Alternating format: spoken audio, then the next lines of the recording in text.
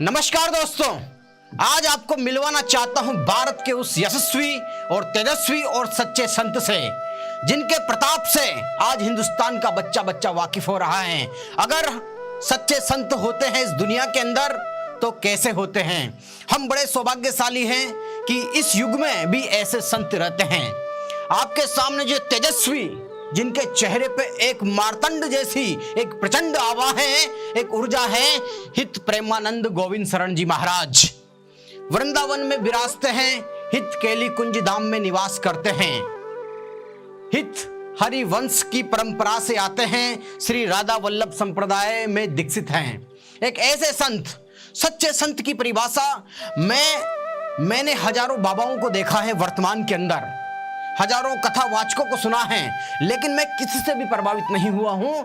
अगर मैं प्रभावित हुआ हूं और आज की युवा पीढ़ी, आज के कथावाचक, आज के तमाम बड़े बड़े लोग अगर किसी से प्रभावित हो रहे हैं तो इन सच्चे संत, इन गुरुजी से प्रभावित हो रहे हैं, क्योंकि ये निष्कपट हैं, निश्चल हैं, चेहरे पे रत्ती भर भी अहंकार नहीं है।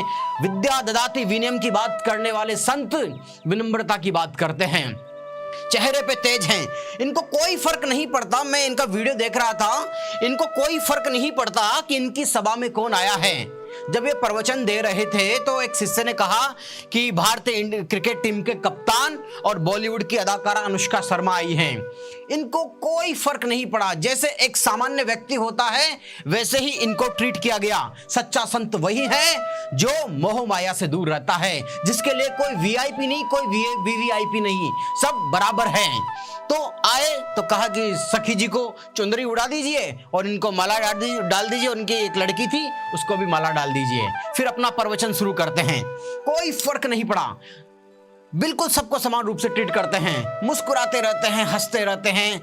और इनके बारे में जब आप सुनोगे कितनी पीड़ा के अंदर रहते हैं तो आपके होश फाख्ता हो जाएंगे। दरअसल ये देखिए, बिल्कुल फर्श से अर्श की यात्रा करी है। इनका जन्म, इनके परिचय के साथ इनका तारुफ करवा देता हूं। इनका जन्म कानपुर के एक पांडे परिवार में हुआ। इनका नाम, बचपन का नाम अनिरुद्ध पांडे था। इन्हें जब मन में सवाल उठा कि एक दिन माता पिता भी साथ छोड़ देंगे तो इनके मन में वैराग्य पैदा हुआ और ये घर से निकल गए। घर से निकलने के बाद में ये बनारस के किनारे, गंगा किनारे इन्होंने समय बिताया, शिव की भक्ति की, काफी समय लगाया। एक दिन ऐसे ही किसी ने बताया कि यहाँ पे रासलीला हो रही है हनुमान पौदार जी के द्वारा। देखने गए रासलीला तो कृष्ण के प्रति इतने मोहित हो गए और कहा कि मुझे वृंदावन धाम जाना है। किसी ने वृंदावन धाम पहुंचाया इनको, और पहुंचाया तो वृंदावन धाम के अंदर ये खुद बताते हैं कि मैं मांग कर रोटी खाता था, कभी कभी रोटी तक नहीं मिलती थी, लेकिन केवल एक जिज्ञासा थी, एक रत थी, एक उद्देश्य था कि भगवत की प्राप्ति करनी है, मुझे राधा रानी श्री जी के चरणों में अपना जीवन अर्पित करना है। देखिए कितने सरल सहज। हित 84 का पाठ कर रहे हैं। हित हरिवंश का, राधा वल्लभ संप्रदाय का प्रमुख ग्रंथ माना जाता है हित 84। देखिए बिल्कुल ध्यान मग्न की अवस्था में। और सबसे बड़ी बात बताऊं मैं आपको इनके बारे में, ये 18 साल से दोनों किडनियां खराब हैं। डॉक्टर ने कहा था कि 5 साल से ज्यादा नहीं जी पाओगे, तो इन्होंने क्या किया, एक किडनी का नाम, दोनों किडनी खराब है, एक किडनी का नाम राधा, एक किडनी का नाम कृष्ण रखा। और हर तीसरे दिन, 5वें दिन डायलिसिस होता है, और डायलिसिस होता है तो आप समझ सकते हो कितनी पीड़ा रहती है। नींद नहीं आती है और मुख से झाग निकल जाते हैं, भूख नहीं लगती है, खड़े नहीं रह पाते।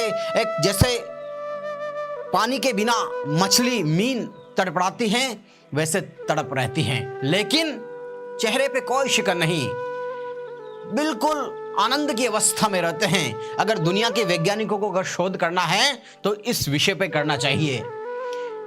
दरअसल इनकी दिनचर्या के बारे में बताऊंगा तो सुन के रोंगटे खड़े हो जाएंगे। रात को 1:30 बजे उठते हैं, उठकर अपना पूजा पाठ शुरू करते हैं, फिर यमुना किनारे जाते हैं, हित 84 का पाठ करते हैं, लाडली जी का कीर्तन करते हैं, राधा नाम कीर्तन शुरू करते हैं, नाम जप करते हैं, और केवल 3 से 4 घंटे सोते हैं।